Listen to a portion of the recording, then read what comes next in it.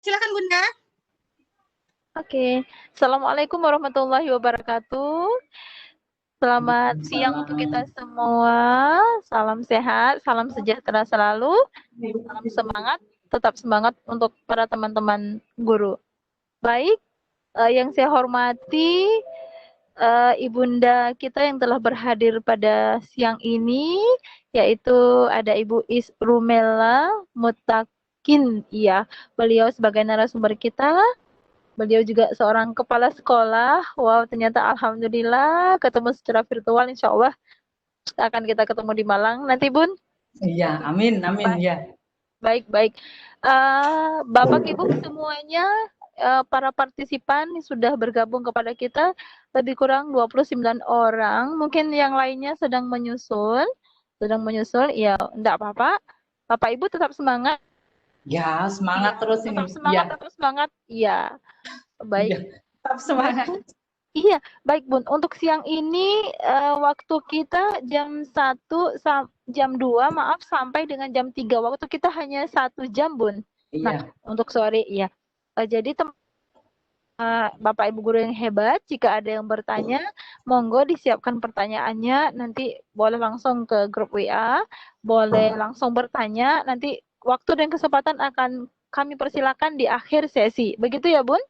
Iya, oke, siap. Oke, siap.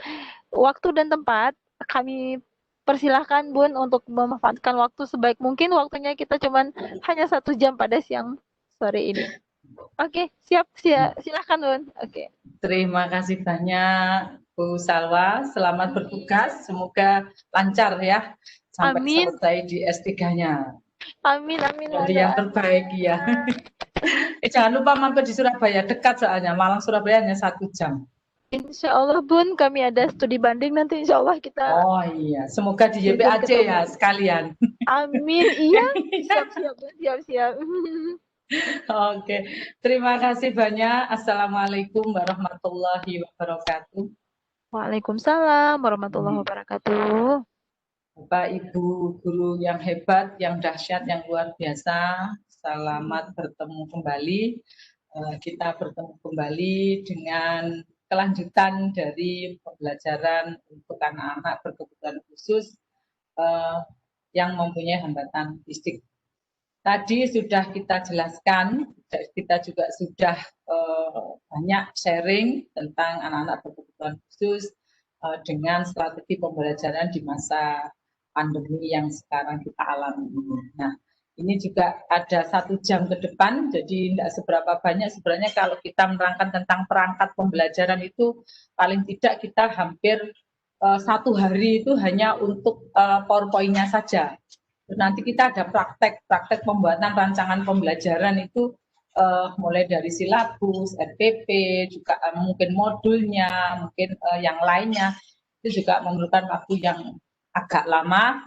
Maka dari itu, insya Allah nanti kita manfaatkan waktu yang agak singkat ini, waktunya singkat tapi bisa mendapatkan ilmu yang maksimal. Insya Allah, amin. Nah, ini nanti ada beberapa langkah tentang perencanaan pembelajaran. Ini secara umum saja, nanti setelah itu kita breakdown ke dalam perencanaan perangkat pembelajaran di masa pandemi. Sudah kelihatan ini modul saya, PowerPoint saya, kelihatan ya? Sudah masuk? Alhamdulillah ya. Ini tentang perencanaan perangkat pembelajaran. Nanti ada beberapa contoh, termasuk salah satunya yaitu rencana pembelajaran. Kalau sekarang kita kenal dengan 1 lembar, ya kan? 1 lembar yang lagi eksis. Bukan berarti terus 1 lembar itu hanya 1 lembar saja, bukan. Tetapi paling tidak dari RPP yang tadinya beberapa lembar dengan beberapa lampiran-lampiran sehingga sampai 1 RPP itu sampai mencapai 3 lembar, 4 lembar, bahkan ada yang sampai 10 lembar. Itu saya nemui di situ untuk anak-anak yang biasa praktek lapangan S1-nya di sekolah kami itu biasanya dan seperti itu RPP beserta lampirannya termasuk penilaiannya termasuk bahan atau materi ajarnya.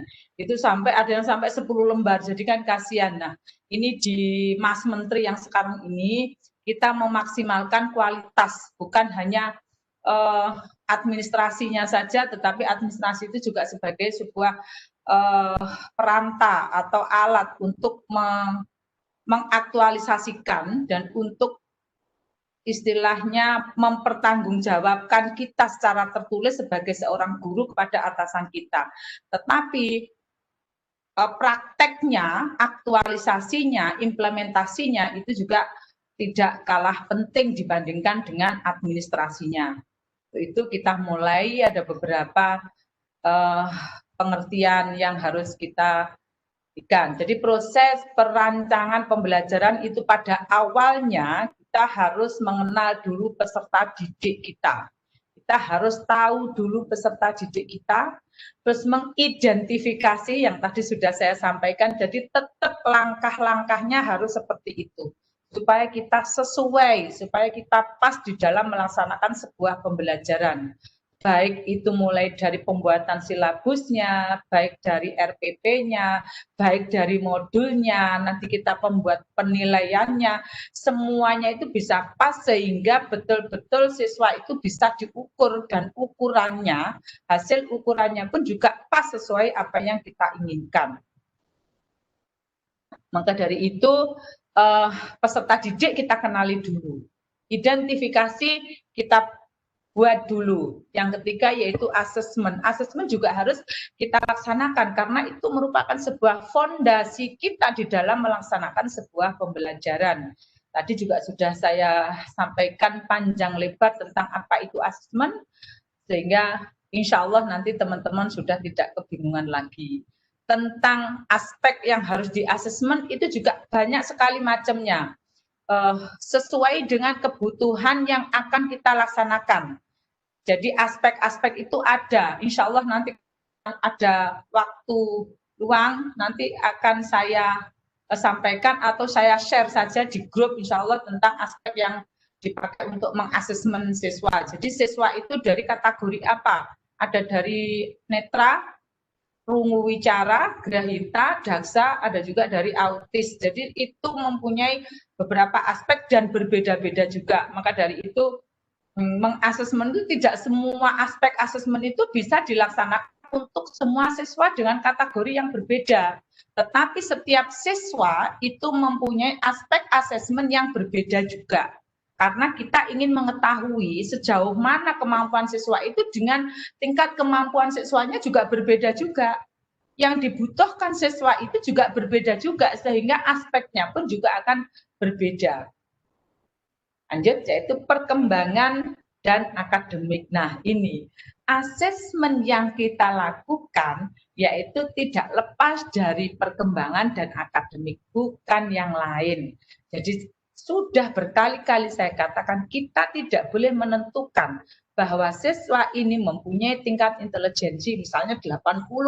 Ini intelijensinya rendah, Bu. Putrane Ibu ini hanya 25. Jadi kalau masuk sini tidak bisa, Ibu harus daftar ke sekolah lain aja yang lebih itu pas untuk putranya Ibu. Tidak diperbolehkan Bapak Ibu guru menentukan bahwa tingkat intelijensi siswa sekian, karena itu sudah di luar koridor kita sebagai seorang pendidik.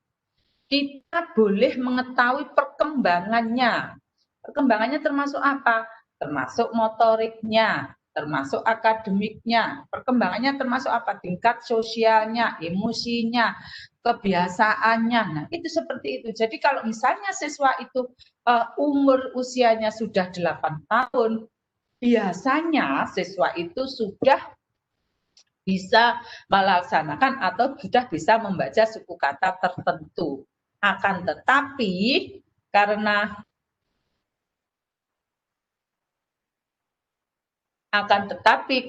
kita sudah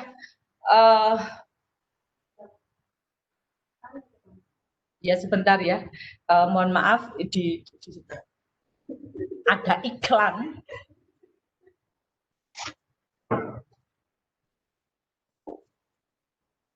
Bentar ya, mohon maaf.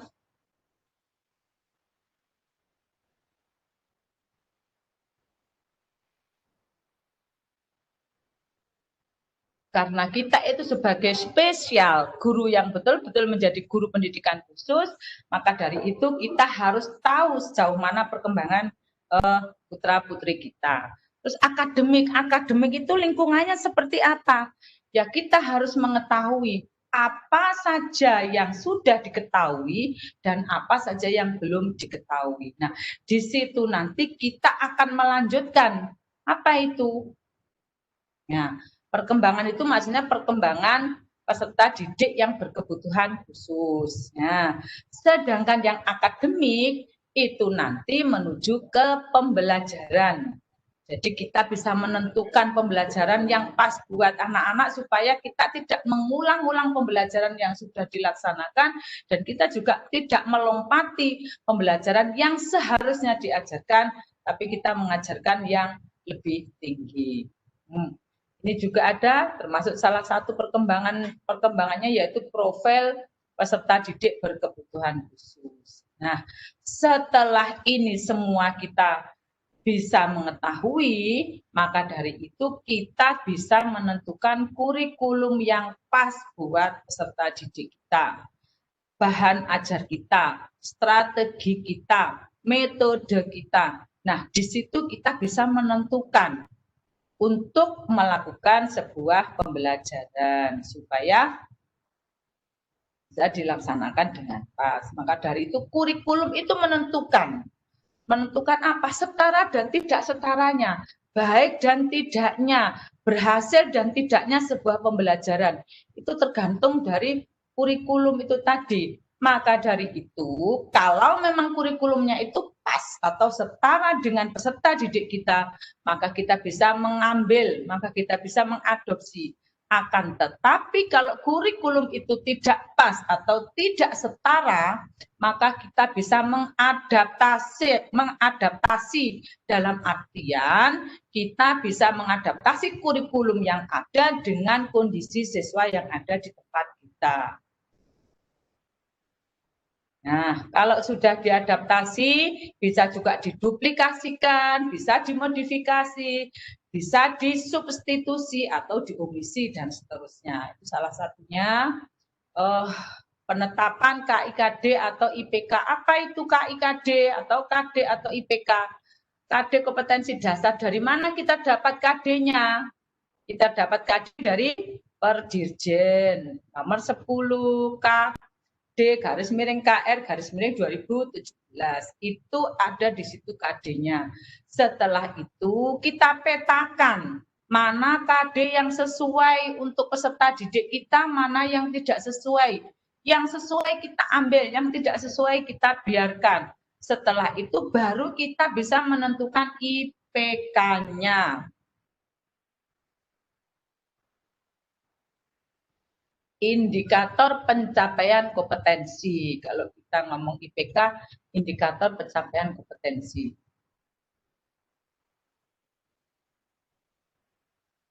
Nah, saya geser dulu karena ada yang menutupi saya. Nah, setelah kita bisa menentukan KD dan IPK, baru kita bisa menentukan KKM. KKM-nya berapa, setiap mata pelajaran atau muatan pelajaran itu mempunyai KKM yang berbeda. Nah, bagaimana cara menentukan KKM? Itu nanti ada caranya juga. Insya Allah nanti kalau waktunya cukup akan saya sampaikan bagaimana cara menentukan KKM. Lanjutkan.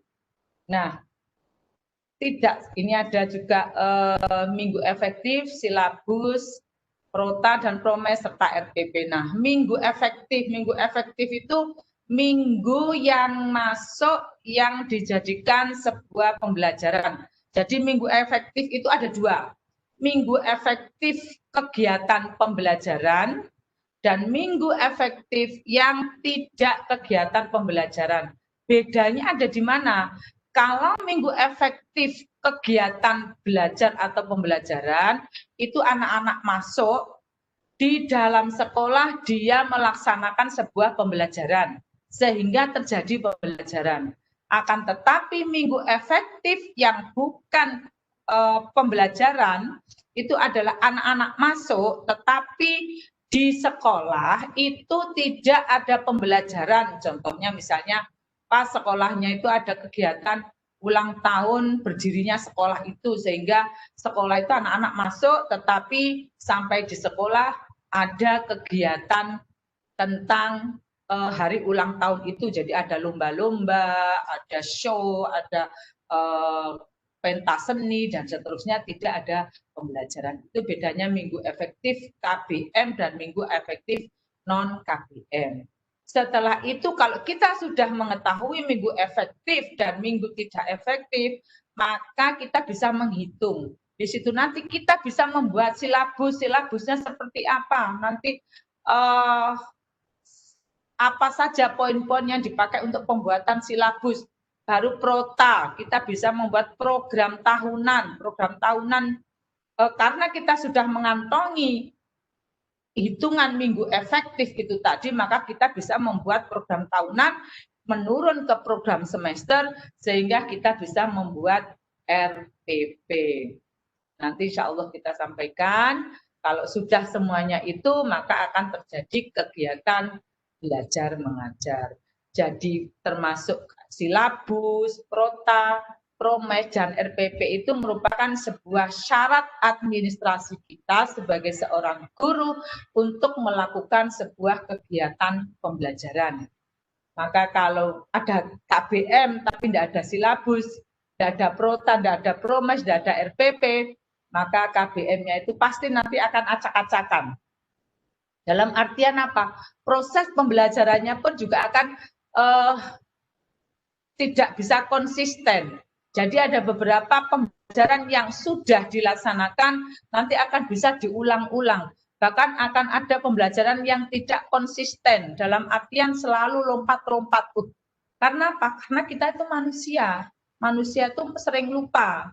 Kadang-kadang juga dikatakan lupa bisa, kadang-kadang bisa dikatakan pelupa bisa, karena urusannya seorang guru sekarang itu bukan hanya mengajar saja, tetapi juga ada beberapa urusan yang harus kita selesaikan. Bahkan kadang-kadang kita masuk sekolah itu sudah masuk ke dalam gerbang sekolah, pikiran kita masih ada di rumah. Mungkin tadi pas kita mau berangkat kerja, mau berangkat mengajar, mungkin ada peristiwa di rumah, waktu masak lupa nggak dimandikan, otomatis ini sudah pecah, telepon dulu ke rumah nggak karu-karuan, bingung supaya bisa mematikan kompor dan seterusnya. Itu juga akan memecahkan konsentrasi kita di dalam kegiatan pembelajaran yang akan dilaksanakan di sekolah. Maka dari itu pembelajaran itu akhirnya lupa. Kemarin anak saya sudah sampai mana belajarnya, matematikanya sudah sampai mana, halaman berapa, tidak tahu, bahkan materinya apa juga tidak mengerti. Maka dari itu harus ada yang disebut dengan administrasi kelas. Salah satunya yaitu seperti silabus, prota, promes, dan RPP. Itu gunanya untuk bisa mengkonsistenkan kita di dalam pembelajaran. Nah, setelah terjadi KBM, maka akan terjadi penilaian. Itu pasti, karena itu adalah alat ukur kita di dalam mengetahui pembelajaran ini berhasil apa tidak. Kalau kurang berhasil atau peserta didik belum memahami, maka kita jadikan sebagai remedi. Kalau memang sudah berhasil dan sudah memahami, maka kita akan membuat pengayaan. Supaya apa? Supaya betul-betul sesuai. Nah, penilaian itu apa saja? Seperti misalnya penilaian harian. Nah, penilaian harian, kapan Bu kita lakukan penilaian harian? Sesuai dengan kebijaksanaan Bapak Ibu guru masing-masing yang ada di kelasnya masing-masing. Bapak Ibu boleh membuat penilaian harian dengan cara setelah subtema atau pembelajaran 1, setiap selesai pembelajaran. Misalnya setelah pembelajaran 1 diadakan penilaian harian, setelah pembelajaran 2 diadakan penilaian harian, dan seterusnya. Silahkan. Penilaian tengah semester. Kalau tengah semester kita sudah memastikan bahwa dalam satu semester itu ada 6 bulan. Kita tinggal menghitung minggu efektifnya kapan. Kalau misalnya kita tahun ajaran baru dimulai bulan Juni sampai dengan Desember itu adalah semester 1 atau semester gasal kalau kita ngomong ganjil, maka untuk penilaian tengah semester itu dilaksanakan sekitar bulan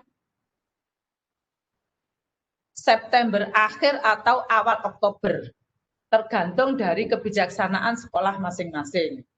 Nah, penilaian tengah semester itu bisa dilaksanakan, apakah harus dilaksanakan serentak dalam satu sekolah atau bisa dilaksanakan per kelas, Bu. Misalnya kelas 1 penilaian semesternya tanggal sekian sampai sekian, kelas 2 tanggal sekian sampai sekian.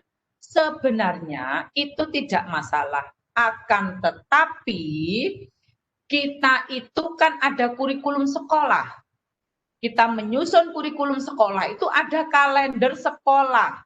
Nah, kalender sekolah itu yang dijadikan kita sebagai patokan untuk menentukan kapan kita melakukan penilaian tengah semester.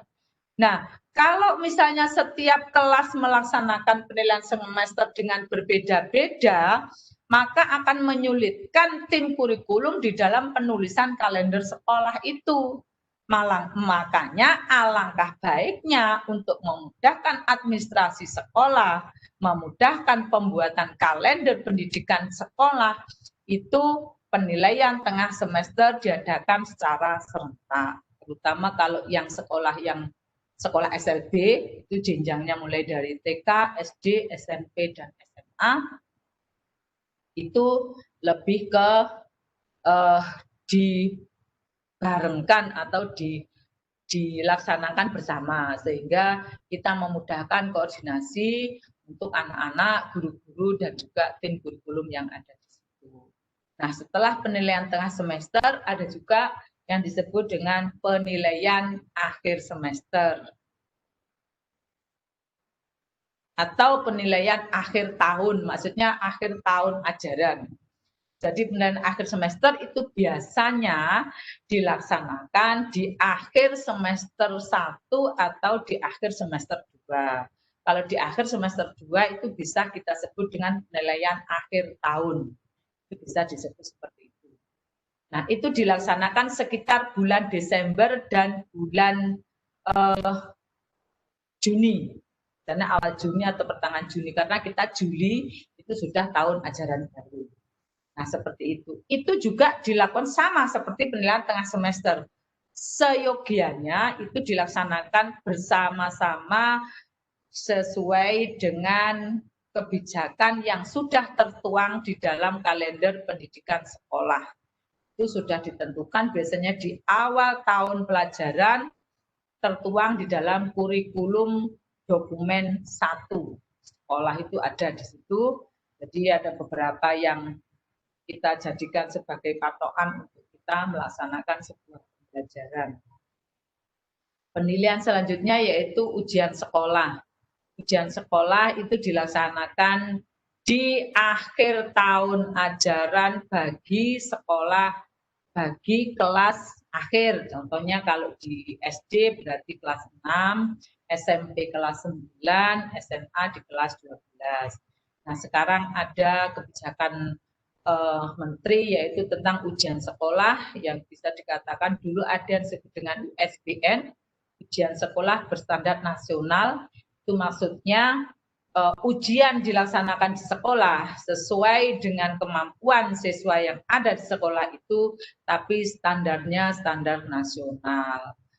Itu dilakukan jenjang SMP dan SMA. Kalau yang untuk SD itu masih ujian sekolah. Tahun kemarin yang di Jawa Timur itu tahun 2019 dilakukan seperti itu, tahun ajaran 2019-2020. Jadi US untuk SD, SMP, dan SMA memakai USBN dengan model soal dibuatkan oleh Dinas Pendidikan Provinsi Jawa Timur. Kalau yang di Jawa Timur. Untuk yang daerah-daerah lain mungkin juga ada kebijakan-kebijakan tersendiri. sesuai dengan kebijakan dinas pendidikan masing-masing di daerah masing-masing. Terus yang terakhir yaitu UN. UN itu ujian nasional. UN bagi anak-anak berkebutuhan khusus adalah dimaksudkan di situ anak-anak kita yang memang tingkat intelektualnya setara dengan anak reguler, maka pada saat dia melaksanakan ujian nasional, dia digabungkan dengan anak reguler atau tidak digabungkan, tetapi model soalnya, model tesnya, model ujiannya sama dengan anak-anak reguler dengan waktu, soal, semua sama seperti anak-anak reguler pada umumnya. Nah, sebagai pengetahuan yang harus kita ketahui bahwa penilaian itu merupakan sebuah alat ukur. Ini berkali-kali setiap saya melakukan kegiatan belajar bersama dengan guru-guru dimanapun kita berada, saya berada itu selalu menyampaikan bahwa penilaian itu adalah alat ukur. Kalau disebut dengan alat ukur berarti pilihlah alat ukur yang sesuai dengan peserta didik kita.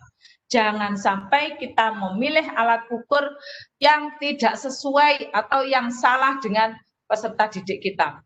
Kalau alat ukurnya tidak sesuai, maka hasil penilaian pun juga tidak akurat, tidak sesuai. Maka dari itu pilihlah alat ukur yang sesuai. Contoh, ada beberapa anak, mungkin anak kategori tunadaksa, tapi yang agak berat, jadi ada CP-nya, ada autisnya, dan seterusnya itu ada. Ada juga yang untuk anak grahita, termasuk salah satunya itu ada beberapa pilihan. Jadi kunci utamanya penilaian itu adalah ukurlah dengan alat yang sesuai. Misalnya ada pilihan ganda. Sebuah pertanyaan dengan yang termasuk benda langit adalah A, awan, B, bintang, misalnya seperti itu. A, awan, B, bintang. Anaknya jawab, bintang, Bu. Dibalik, yang termasuk benda langit, awan apa bintang? Bintang, Bu. Bintang apa awan? Awan, Bu. Awan apa bintang? Bintang, Bu. Nah, sampai kapanpun, kalau model penilaiannya seperti itu, berarti untuk siswa yang dengan jawaban seperti itu juga tidak pas. Sehingga alat ukur itu dinamakan tidak pas. Kita harus mencari alat ukur yang lain supaya betul-betul pas untuk bisa dipakai untuk alat mengukur penilaian pada peserta didik. Nah, terus bagaimana Bu kalau misalnya alat yang seperti itu tidak pas? Kita harus seperti apa? Ya kita harus cari lagi alat ukur yang sesuai. Contohnya, buatlah gambar dengan ada beberapa gambar tentang benda langit, ada juga awan, mungkin ada gambar dapur, dan seterusnya di sebelah kiri.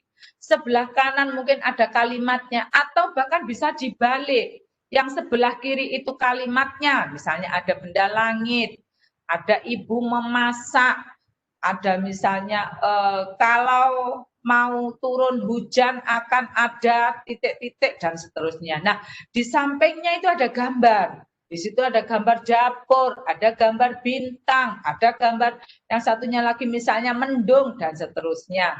Nah, dari awal pertanyaan yang termasuk benda langit, anaknya disuruh melihat gambarnya di situ. Mana yang termasuk benda langit? Dia akan menunjuk, misalnya alat ini cocok untuk anak itu. Dia akan menunjuk bintang. Oh ya, berarti coba dihubungkan.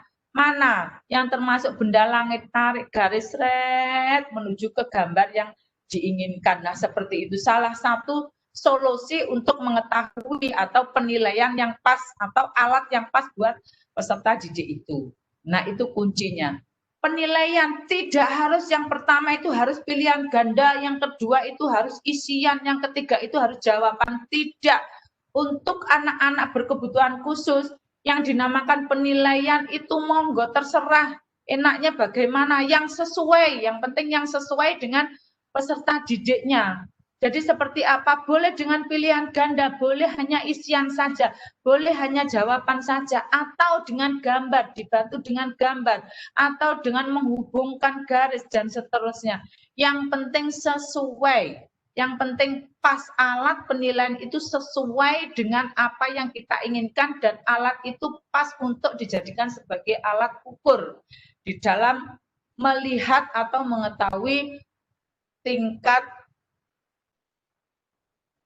keberhasilan kita di dalam pembelajaran. Nah, lanjutkan ya. Nah, setelah kita melaksanakan penilaian, kita harus melaporkan hasil belajar kita. Hasil belajar kita apa? Berbentuk apa biasanya?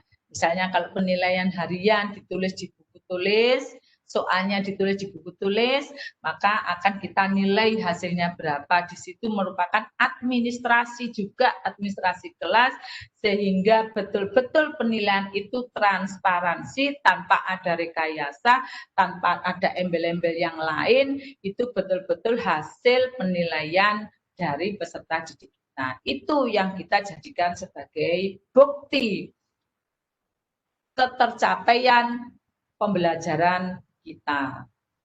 Bisa berbentuk rapot, terakhir kali di akhir tahun kita pakai rapot. Kalau yang masih penilaian harian, ya kita biasanya ditulis di buku tulisnya anak-anak, itu ada buku ulangan harian, ada dan seterusnya. Untuk penilaian tengah semester biasanya soal-soal kita buatkan, nah di soal itu kita cantumkan nilai yang dicapai oleh anak-anak dan seterusnya. Saya kira itu Bapak Ibu juga sudah paham, lebih paham dan lebih kenal, lebih mengetahui, sehingga bukan sesuatu yang asing lagi atau sesuatu yang apa istilah yang baru, karena itu sudah setiap saat kita sudah melaksanakan. Insya Allah semua juga ada, administrasi kelas juga ada, misalnya seperti Jelabus, Prota, dan Promes, dan RGP. Jadi nanti kalau ada biasanya ada kegiatan akreditasi, ya akreditasi itu 5 tahun sekali, kalau memang bagus penilaiannya terjadi 5 tahun sekali, biar kita tidak lembur-lembur dalam melaksanakan atau dalam membuat administrasi kelas. Jangan membuat administrasi kelas hanya saat kita mau akreditasi. Setelah akreditasi selesai, kita tarik nafas panjang. Alhamdulillah, ternyata sudah selesai akreditasinya. Terus kita tidur lagi. Sampai nanti 5 tahun lagi kita mau akreditasi, bangun lagi. Akhirnya kita lembur lagi. Baru tarik nafas lagi. Jangan sampai terjadi hal seperti itu. Maka dari itu, mulai sekarang kita biasakan. Kita membiasakan, anak-anak kita juga kita biasakan, maka kita juga harus bisa membiasakan diri supaya tidak terjadi lemburan-lemburan di masa yang akan datang. Good. Nah, ini apakah alur rancangan pembelajaran ini sudah berjalan pada satuan pendidikan kita? Itu yang bisa menilai adalah diri kita sendiri. Jadi kita sendiri, kita pasti tahu sejauh mana kita melaksanakan sebuah pembelajaran. Sudah pas apa belum? Sudah sesuai apa belum? Dengan yang dikatakan saya tadi, dari mulai identifikasi, asesmen, sampai ke laporan hasil belajar. Nah, lanjut. Nah, ini struktur kurikulum tadi sudah saya sampaikan. Ini berdasarkan kurikulum 2013 pendidikan khusus. Ini kalau kita berada di alam yang normal, dalam artian tidak pada masa pandemi. Ini yang saya kutip dari Perdijen nomor 10. Tadi sudah saya sampaikan, jadi tidak perlu diulang lagi. Ini materinya nanti insya Allah juga akan saya share supaya Bapak Ibu bisa dipakai untuk buku pintar, untuk pembanding, dan juga untuk bisa dipakai sebagai istilahnya buku pedoman. Jadi nanti kalau lupa pendidikan agama untuk SD berapa jam ya, nanti bisa dilihat di struktur kurikulum sekarang ini. Ini yang secara masa normal, bukan masa pandemi. Nah, masa pandemi tadi sudah saya sampaikan. Jadi di situ ada beberapa jam yang harus kita perketat, ada juga beberapa jam yang harus kita kurangi karena masa-masa seperti ini kita juga harus mempunyai kondisi yang fit, kita juga harus menjaga kesehatan, kita juga harus mengendalikan emosi kita supaya kita imun kita tidak turun, kita juga harus belajar untuk hidup sehat, kita juga harus makan menu makanan yang sehat dan seterusnya. Jadi kebiasaan-kebiasaan yang seperti ini kita harus membiasakan. Sebenarnya itu pembiasaan itu enggak ada jeleknya. Itu bagus.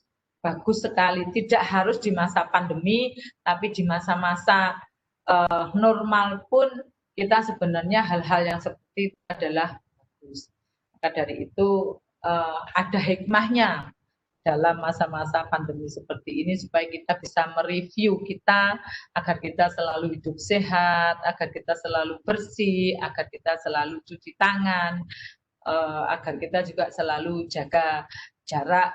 Yang sekarang ini kalau sampai kita itu kadang-kadang lupa kalau udah ketemu teman, entah itu lagi perempuan, sekarang kan modelnya seperti itu. Jadi lupa entah itu teman lama, teman baru karena sudah ketemu, jadi lupa lah. Seperti ini, hal-hal yang seperti ini menjadikan kita lebih terkontrol gitu.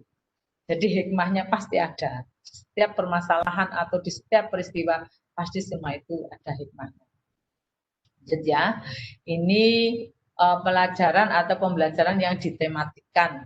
Kalau kita menyusun modul, maka kita akan mengetahui pembelajaran apa saja yang ditematikan itu. Nih. Jadi ada PKN, ada bahasa Indonesia, ada matematika, IPA, IPS. IPA itu mulai dari kelas 4, 5, dan 6 untuk SD ya. Untuk IPS juga sama, seni budaya dan prakarya. Itu bisa ditematikan, tapi ada beberapa satuan pendidikan yang menginginkan bahwa seni budaya dan prakarya itu berdiri sendiri. Boleh apa enggak Bu Is? Boleh, tidak ada yang melarang, silahkan. PJOK juga begitu, ada beberapa satuan pendidikan yang menginginkan PJOK itu berdiri sendiri. Ada yang digabung dengan tematik, ada juga yang disendirikan. Boleh apa enggak? Boleh. Nah, seperti itu. Itu untuk yang SD, SMP, dan SMA untuk yang C dan autis. Tapi kalau yang untuk SMA-nya tunadaksa dengan hambatan fisik, itu mata pelajaran, bukan tematik lagi. Khusus untuk SMA-nya, bagi tunadaksa ya.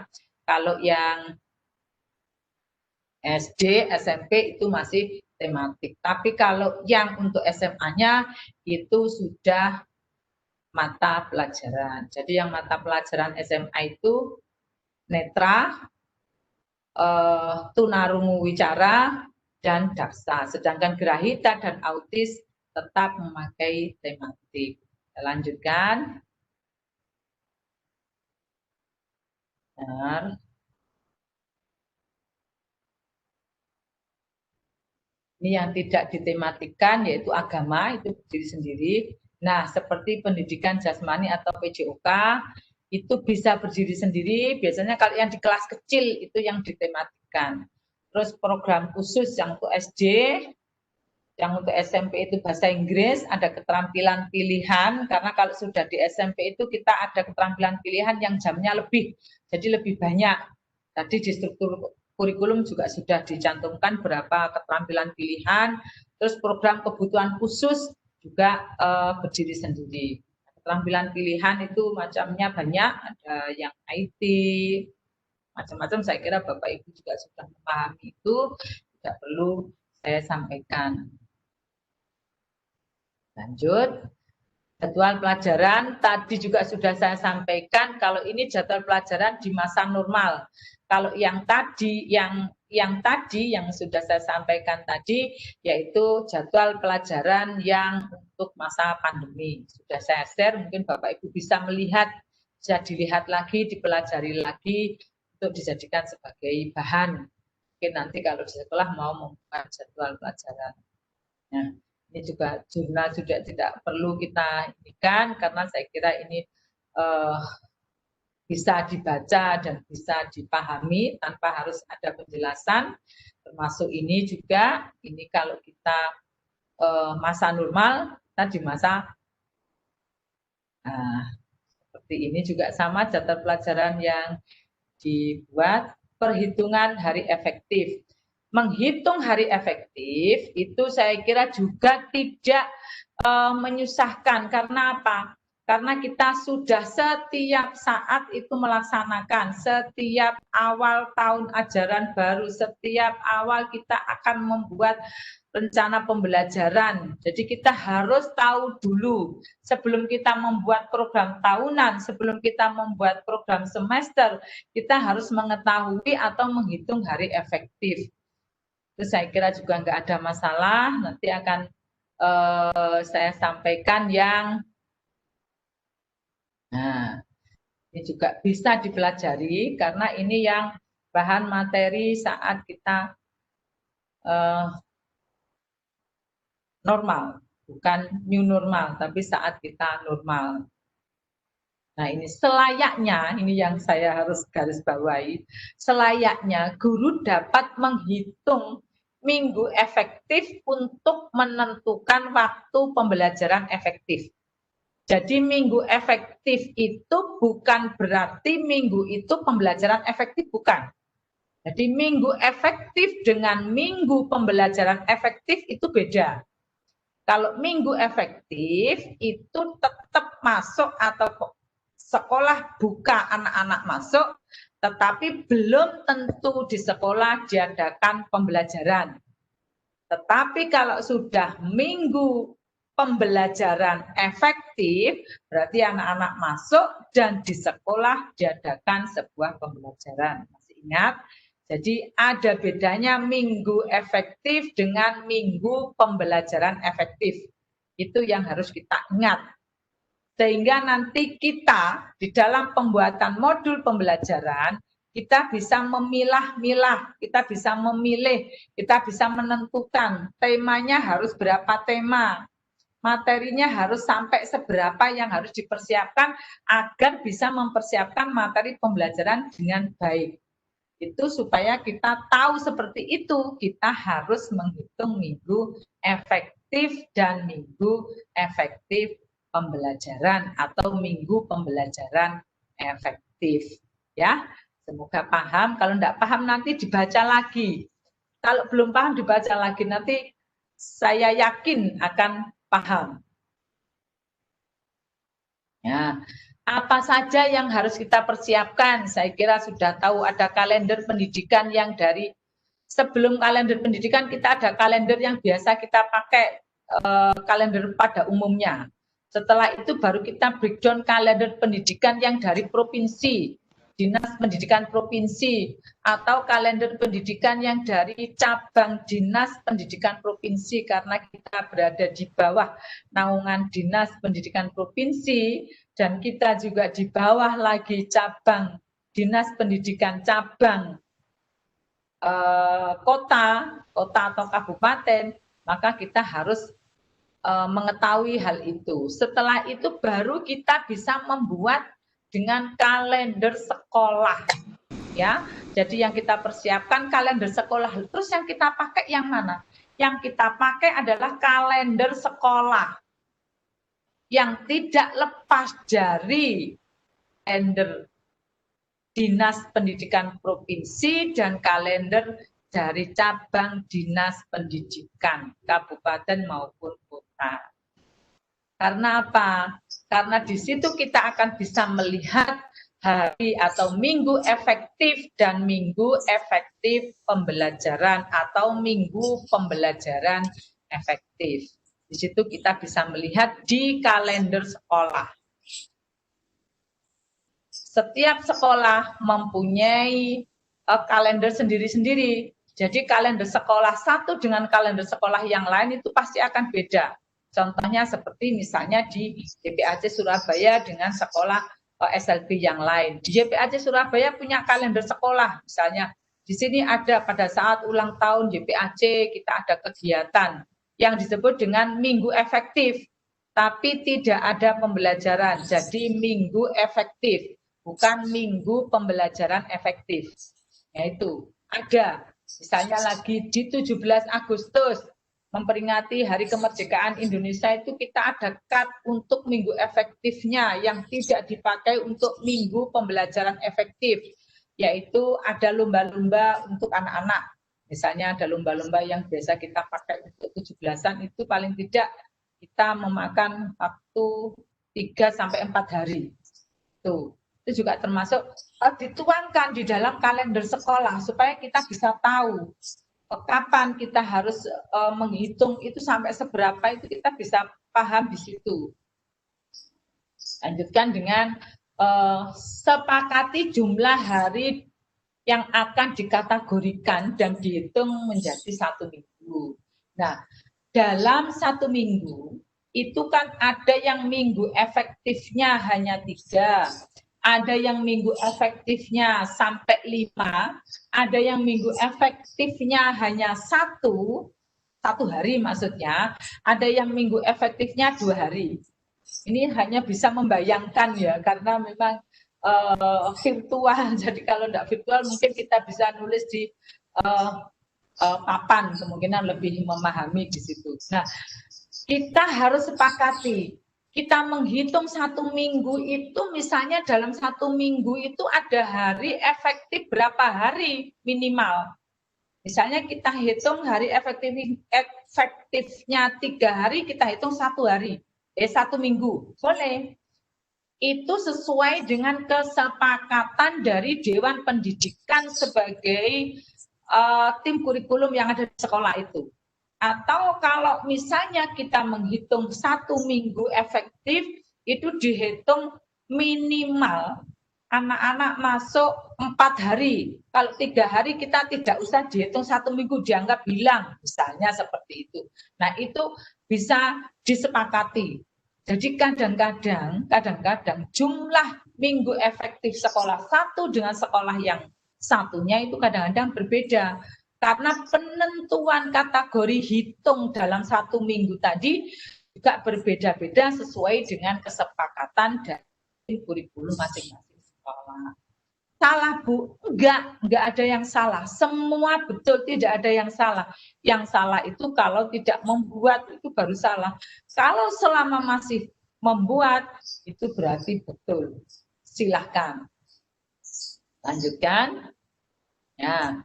Perhatikan kalender pendidikan dan lihat libur-libur yang telah ditetapkan oleh Dinas Pendidikan. Jadi pada saat kita membuat kalender pendidikan sekolah, tadi sudah saya sampaikan bahwa alat yang harus kita bawa itu adalah kalender yang pada umumnya yang ada di tembok kita, kadang-kadang di meja kita itu ada kalender. Juga ada kalender pendidikan yang sudah diedarkan lewat Dinas Pendidikan, baik itu maupun cabang dinas pendidikan yang ada di daerah Bapak Ibu semua. Itu baru nanti kita jadikan sebagai kalender sekolah. Lah, yang dipakai itu adalah kita mengacu pada kalender sekolah. Ya, sampai di situ. Nah, kalau ini yang lama, sebenarnya ada yang baru. Nanti saya share yang baru saja, ini kan 2019-2020, ada yang 2020-2021 ada di file tapi masih berbentuk Word. Nanti Bapak Ibu insya Allah bisa saya share. Ya. Waktu Halo? kita tinggal 12 menit, mungkin ada yang Iya, iya. Terima kasih Mas Muklis. Ternyata aduh, satu. Iya, boleh. Oke.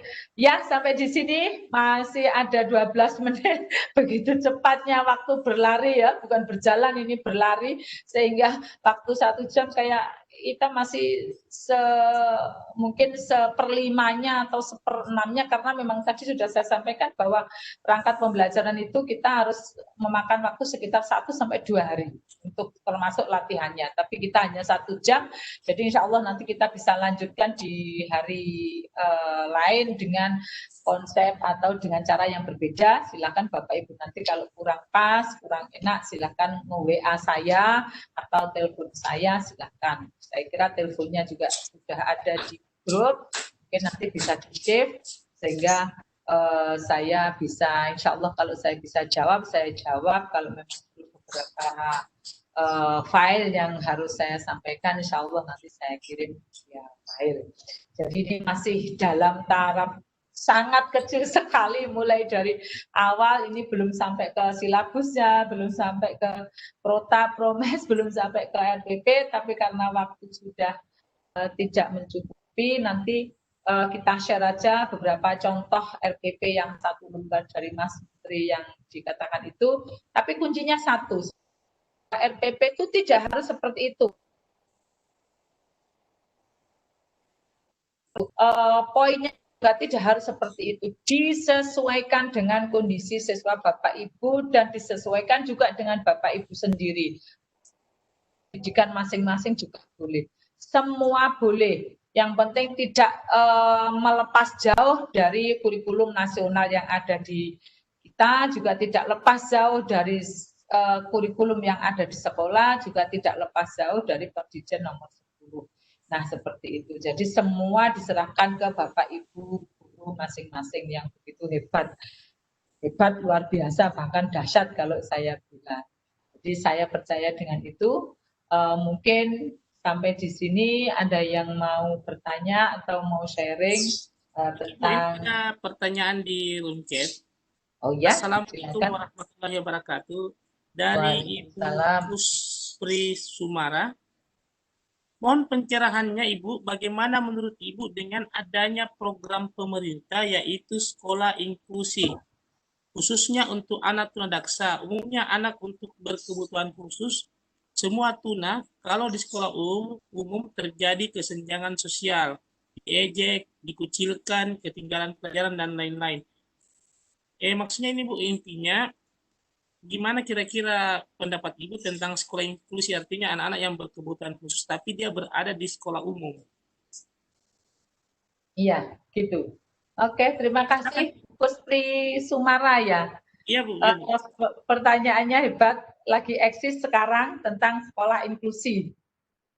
Sekolah inklusi itu kalau nggak salah terjadi mulai tahun 2010-2011.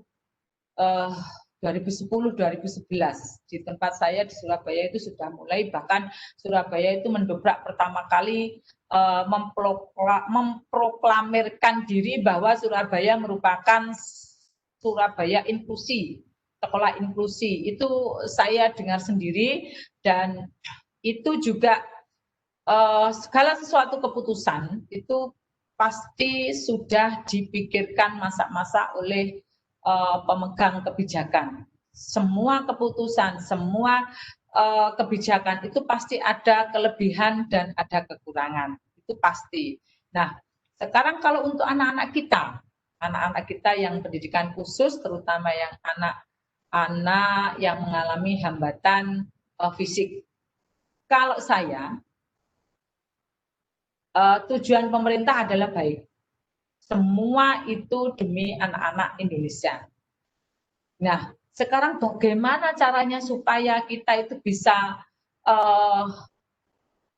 karena inklusi, biasanya kan begini, orang tua itu kalau sudah anak-anaknya masuk di inklusi itu merasa senang. Dia istilahnya beban mentalnya tidak ada. Karena apa? Di mata masyarakat bahwa anak kalau sudah masuk di inklusi itu masuk ke sekolah umum. Dalam artian dia merasa bangga bahwa anaknya bisa masuk ke inklusi. Apalagi misalnya di situ ada SMP Negeri 1 Banda Aceh misalnya seperti itu. Anaknya bisa masuk ke situ, tapi di jalur inklusi. Boleh, dia bangga. Tetapi kemungkinan di dalamnya sekolah itu anaknya itu mungkin kurang adanya perhatian seperti pada saat dia berada di sekolah luar biasa, pada saat dia berada di sekolah khusus. Kemungkinan juga negatifnya kadang-kadang anak-anak di situ hanya sekolah secara formalitas saja. Yang penting dia masuk jam 7 dia udah masuk sekolah, nanti jam 2 dia pulang. Setiap hari pokoknya jam 7 bisa masuk, jam 2 dia bisa pulang. Nggak tahu nanti selama jam 8 sampai jam 2 itu ngapain di sekolah, kita nggak tahu. Orang tua tidak tahu, yang penting dia masuk. Begitu juga dengan guru-guru yang ada di situ. Biasanya yang penting anaknya tenang, anaknya tidak mengganggu, anaknya tidak berbuat ulah, dan seterusnya. Yang penting dia diam. Setiap hari kesenangannya dia menggambar atau mewarnai, ya setiap kali datang dia sodori pewarna dan juga buku gambar yang belum ada warnanya. Yang penting duduk dia mewarnai, satu hari itu satu buku untuk mewarnai, tidak apa-apa. Yang penting dia tidak mengganggu dan dia tidak berbuat onar di situ. Ada yang seperti itu. Makanya sekarang sedikit demi sedikit sama pemerintah dikaji. Jadi dilihat, bahkan nanti suatu ketika juga akan ada supervisinya juga di situ. Bagaimana dengan sekolah inklusi? Kalau menurut saya, kalau memang anak kita itu, walaupun kita SLB ya, anak kita itu memang mampu untuk disekolahkan di sekolah inklusi, baik itu tingkatan SD, tingkatan SMP, tingkatan SMA, kalau dia memang mampu, ya nggak apa-apa. Kita rekomendasi, kita tidak boleh pelit, kita tidak boleh takut, dan kita tidak boleh takut kalau kita tidak dapat murid, tidak dapat siswa, enggak. Kasihan anak. Jadi tujuan kita awal itu mengajar itu adalah untuk anak. Jadi apapun tujuannya itu kalau untuk kebaikan anak itu enggak ada masalah. Kalau memang masuk ke SLB, tapi ternyata kalau kita mengasesmen, kita mendiagnosa anak ini ternyata mampu untuk sekolah di reguler, ya kita rekomendasikan, masukkan ke sekolah reguler. Dia mampu di situ, jangan sampai kita jangan dihalang-halangi untuk masuk di reguler. Kita biar di SLB aja, karena nanti kalau lomba pasti dia yang menang, dia yang akan mengangkat namanya SLB. Nanti SLB akan menjadi juara umum karena dia bisa di dalam setiap mata lomba dia akan menang. Seperti itu jangan. Itu membunuh karakter siswa dan membunuh masa depan siswa. Kalau memang siswanya mampu, dia masuk ke sekolah kita, ya kita bilang aja, sebaiknya Bu, putranya Ibu itu mampu, silahkan sekolah di reguler, nggak apa-apa. Nanti kami mendampingi, kami siap untuk mendampingi. Begitu juga dengan sekolah inklusi yang ada di situ. Jangan hanya membuat label inklusi, tapi di dalamnya tidak ada SDM yang mumpuni tentang apa itu anak berkebutuhan khusus. Mereka tidak tahu bagaimana cara untuk menangani anak berkebutuhan khusus. Jangan bilang dia mempunyai label inklusi. Ya enggak? Kalau ada anak berkebutuhan khusus di situ hanya dijadikan sebagai label, jangan sampai anak-anak yang berkebutuhan khusus tidak diterima, harus diterima di sini karena nanti ada hubungannya, mohon maaf ini, ada hubungannya dengan bantuan pemerintah, ada hubungannya dengan bantuan dinas pendidikan. Kalau kita tidak menerima, maka kita akan tidak mendapatkan fasilitas itu dan seterusnya. Siapa yang jadi korban? Ya anak kita. Jangan sampai terjadi seperti itu. Itu namanya kezaliman, tidak boleh. Jadi apapun yang terjadi, nomor satu adalah pelayanan kita demi kepentingan putra-putri kita sebagai anak berkebutuhan khusus. Jadi kita bangga dengan anak-anak itu. Dimanapun mereka berada, dimanapun eksistensinya mereka, kita dorong, kita motivasi. Bahkan kita harus menawarkan diri kita ke sekolah-sekolah umum, sekolah-sekolah inklusi. Kalau misalnya kekurangan atau kalau misalnya ada keperluan atau pingin untuk bagaimana cara menangani anak berkebutuhan khusus yang ada di dalam sekolah inklusi, itu kita tawarkan. Kita bisa, kita menjalin hubungan dengan mereka supaya kita bisa melihat secara langsung anak-anak kita yang ada di situ. Kita bisa melihat secara langsung bagaimana cara pembelajaran mereka yang ada di situ. Bagaimana strategi mereka, bagaimana perlakuan mereka yang ada di sekolah inklusi itu. Terutama anak-anak yang ada di sana, bisa menerima apa enggak? Apa hanya sebagai bahan ejekan untuk anak-anak kita? Nah, di situ andil kita ada di situ. Maka bangkit, kita menawarkan diri. Kalau memang kita enggak ditawari, kita menawarkan diri. Enggak apa-apa. Terus lagi, kita harus memberi masukan bahwa anak berkebutuhan khusus yang memang tidak bisa mengikuti untuk pembelajaran di inklusi, maka kita tarik untuk sekolah di sekolah kita.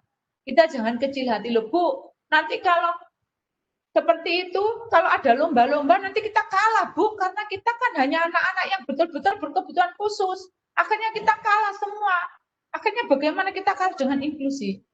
Kalau misalnya menang dengan mengorbankan masa depannya siswa, apa enggak sebaiknya kita kalah dengan mengedepankan masa depan siswa? Itu lebih anggun, itu lebih santun, itu lebih bagus dibandingkan dengan yang lainnya. Itu Bu Gus, jawaban dari saya. Mungkin ada yang lain, mungkin kurang pas. Silakan Bapak Ibu yang ingin bertanya lagi, waktu kita tinggal 1 menit. Waktunya berjalan kencang ini.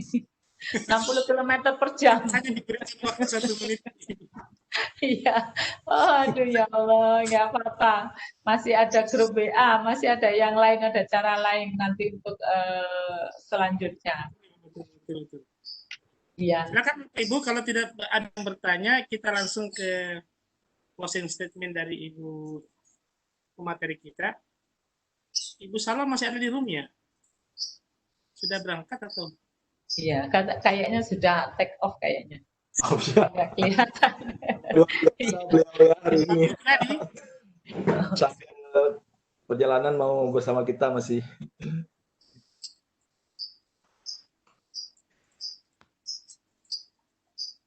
Masih ada Bapak Ibu yang ingin bertanya sebelum kita akhiri ini?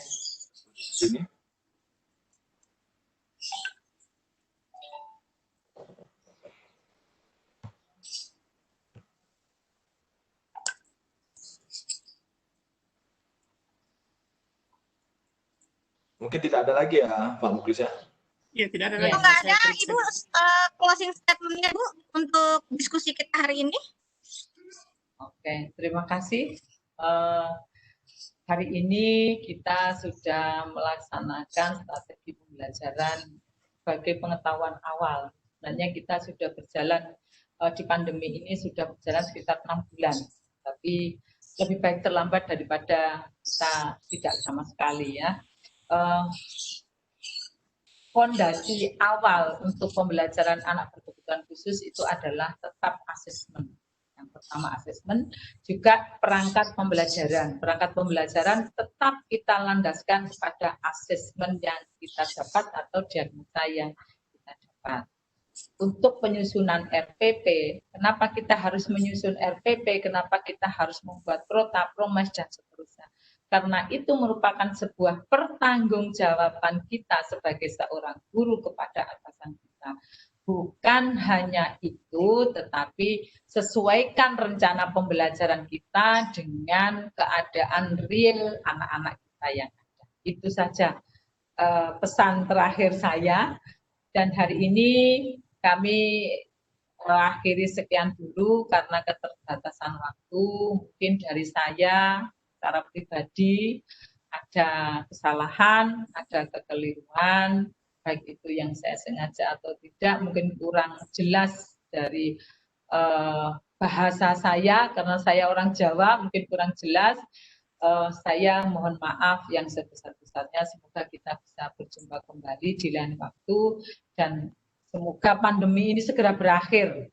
Semoga pandemi ini segera berakhir dan kita selalu diberi kesehatan dan kebahagiaan. Amin, amin ya rabbal alamin. Mohon Amin, maaf. amin. Oke, saya tutup.